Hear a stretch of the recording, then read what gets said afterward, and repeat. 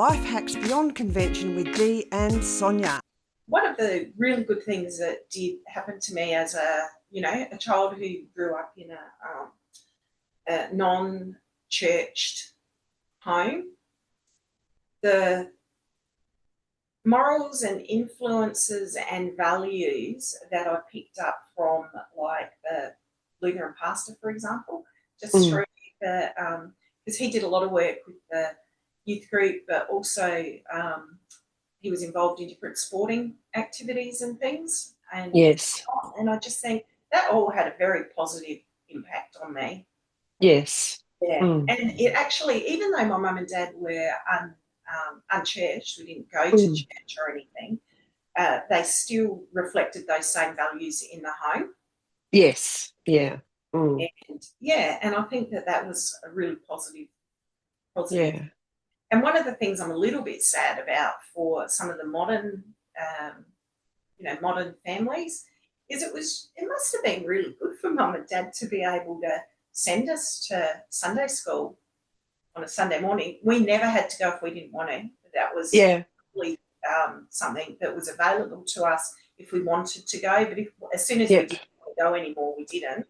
But Mm. and same with the youth groups. Like, how good to be able to send your kids somewhere that you know is safe, though there's been some unsafe things that have happened over the years in, Yeah. scouts and things. And it's just really sad because there's some really positive things that can come from kids clubs and youth groups and whatnot. Yeah. And they, It's harder to access now because well, there's predators out there in the world, and we have well, to be kids don't very want to go. Yeah, kids don't want to go to group places in the mm, town anymore because someone wanted to start one here, and one of the mums just said the kids won't go. They mm, can hang out with their friends in their bedroom on Zoom. They can do this. So they don't want to go out and do other things unless it's really physical. So, yeah, yeah, so he wanted to sort of start stuff up again. And this mum just said, there's no point. You'll spend all this money and not, isn't it? Because the kids sorry, what was are that? missing out on some really good different Perspectives. things. Yeah, and Mm, interpersonal skills and all sorts of yeah, things come from yeah. that. But I anyway, thought, yeah. yeah, that term you used, you said something early on, but then you said unchurched. I think that's a really good term. Mm, Um, I gained life skills from being involved in Sunday school and attending church to a degree.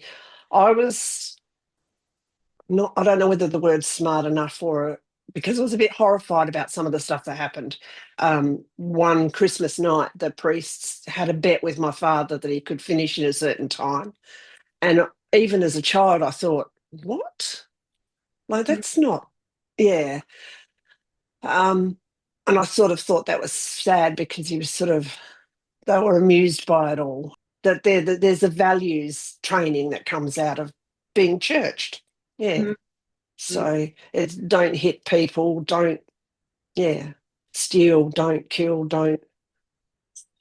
Well, Yeah. as a society, like I've been pondering this quite a lot over the last 20 years, Mhm. along with many other things that I've been pondering. And it's like, well, if there's no such thing as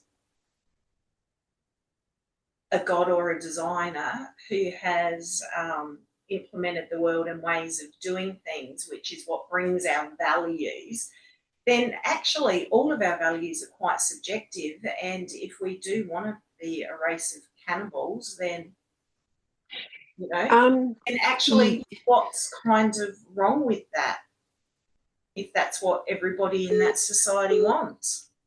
I did see an actor who is either an atheist or agnostic or both say that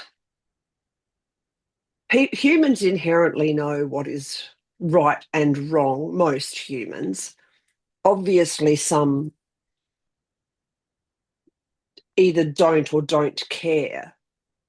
Um, but because we have compassion inbuilt in us, if everyone was atheist or agnostic, there would still be a code of ethics, so to speak, that would. That's what I've been Um, thinking about because I'm just not sure because I sort of think, well, where does that come from? Surely it's just the society that you live in and that the common values you determine as a society, and that could be anything. I guess there's a determination, yeah, but even from a very young age, a child will see another child cry because of pain and cry or comfort.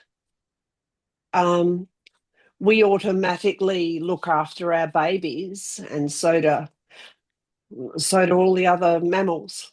Let's look at that. Tell me about somebody that throws their babies away. Which animal Sorry. was Oh, that?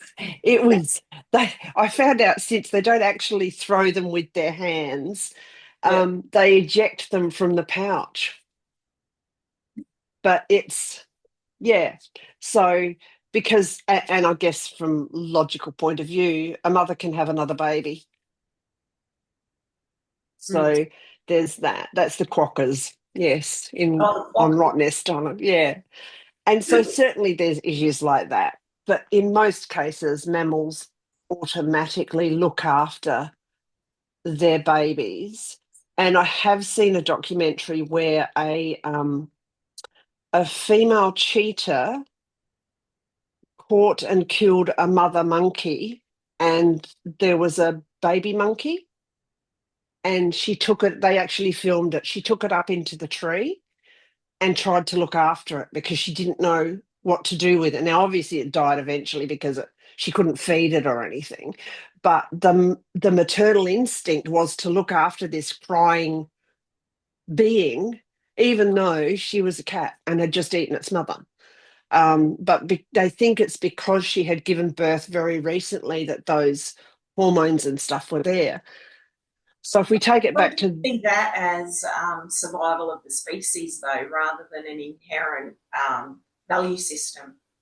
but if you're going to, if the species is going to survive and it's as intellectual as a human, then it's going to have a set of values.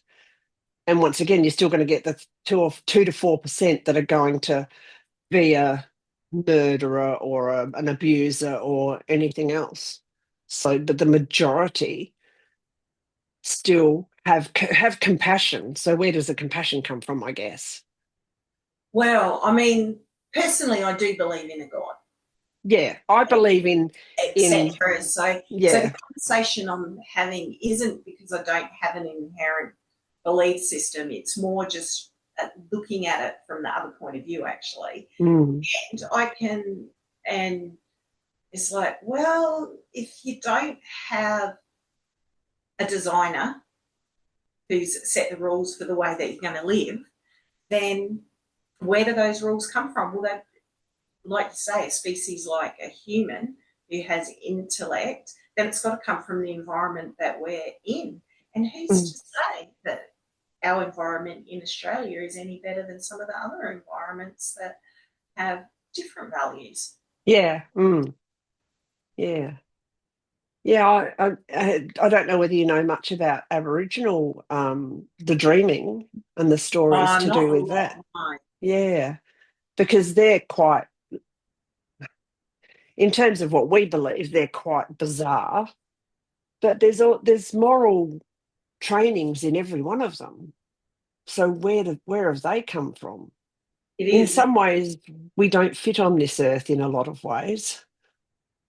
In that we're not adaptable. We can't naturally adapt to what is put in front of us. We adapt our environment to fit us. All the others either die or survive.